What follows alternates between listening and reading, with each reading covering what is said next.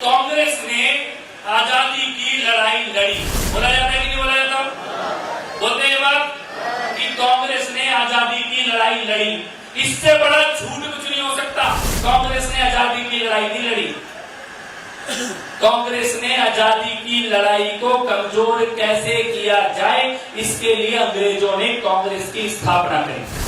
1857 के विद्रोह, जिसको अंग्रेजों ने विद्रोह बोला और वीर सावरकर ने स्वाधीनता का पहला संग्राम बोला।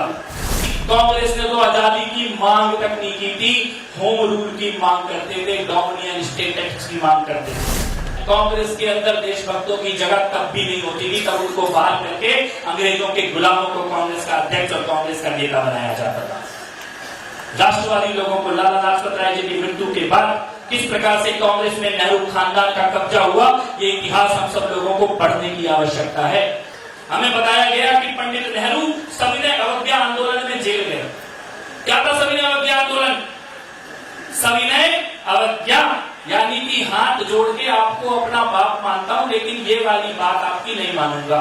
आजादी की तो मांगी नहीं थी, आजादी की तो मांगी नहीं थी। राजा तुम ही हो, सम्राट तुम ही हो, सत्ता तुम्हारी है, बस एक छोटी सी हमारा कानून बना दो, सविनय अवज्ञा। ये इस प्रकार की भीख मांग रहे थे अंग्रेजों के सामने। और स्वाधीनता पूर्ण स्वराज की मांग कांग्रेस को तब करनी पड़ी जब नेताजी सुभाष चंद्र जैसे लोग सेना बना के दरवाजे पे आके खड़े हो गए थे और उनको पता था कि भारत की आजादी निश्चित है। और इससे भी बड़ा झूठ जो मैं आपके बीच में अब रखने जा रहा हूं, जो बार बार बोला जाता है और आजकल तो पप्पू रोज ही बोलता है झूठ को। क्या झूठ बताया जाता है भाई साहब?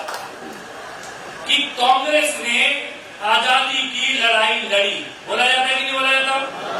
बोलते हैं बात कि कांग्रेस ने आजादी की लड़ाई लड़ी। इससे बड़ा झूठ कुछ नहीं हो सकता। इससे बड़ा झूठ कुछ नहीं हो सकता। कांग्रेस ने आजादी की लड़ाई नहीं लड़ी। कांग्रेस ने आजादी की लड़ाई को कमजोर कैसे किया जाए, इसके लिए अंग्रेजों ने कांग्रेस की स्थापना करी। 1857 के विद्रोह, जिसको अंग्रेजों ने विद्रोह बोला और वीर सावरकर ने स्वाधीनता का पहला संग्राम बोला। 1857 का स्वाधीनता का पहला संग्राम, उसके बाद एक बड़ा आंदोलन इस देश में खड़ा हुआ। उसके बाद अंग्रेजों को ये लगा कि एक ना एक दिन ये भारत में रहने वाले सत्ता छीन लेंगे, स्वाधीनता ले लेंगे, इसको कुंद कैसे किया जाए।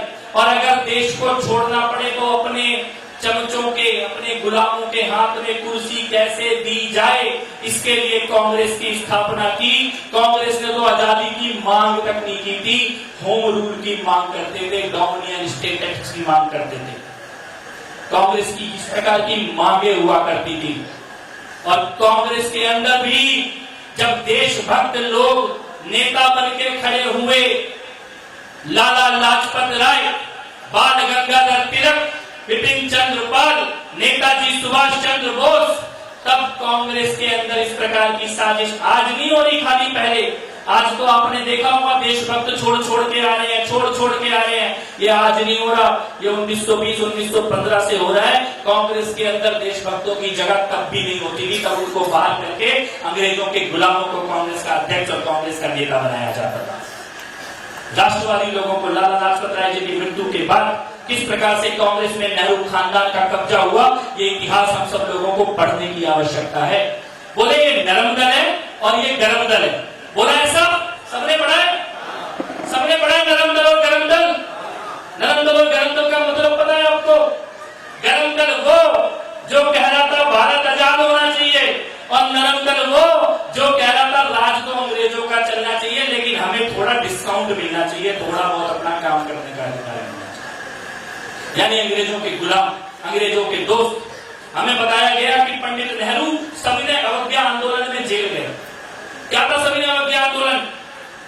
सविनय अवज्ञा यानी कि हाथ जोड़ के आपको अपना बाप मानता हूं, लेकिन ये वाली बात आपकी नहीं मानूंगा। आजादी की तो मांगी नहीं थी, आजादी की तो मांगी नहीं थी। राजा तुम ही हो, सम्राट तुम ही हो, सत्ता तुम्हारी है, बस एक छोटी सी हमारा कानून बना दो, सविनय अवज्ञा, सिविल डिसोबीडियंस। कानून सारे मानेंगे, बस एक छूट दे दो। ये इस प्रकार की भीख मांग रहे थे अंग्रेजों के सामने। और स्वाधीनता पूर्ण स्वराज की मांग कांग्रेस को तब करनी पड़ी जब नेताजी सुभाष चंद्र जैसे लोग सेना बना के दरवाजे पे आके खड़े हो गए थे और उनको पता था कि भारत की आजादी निश्चित है।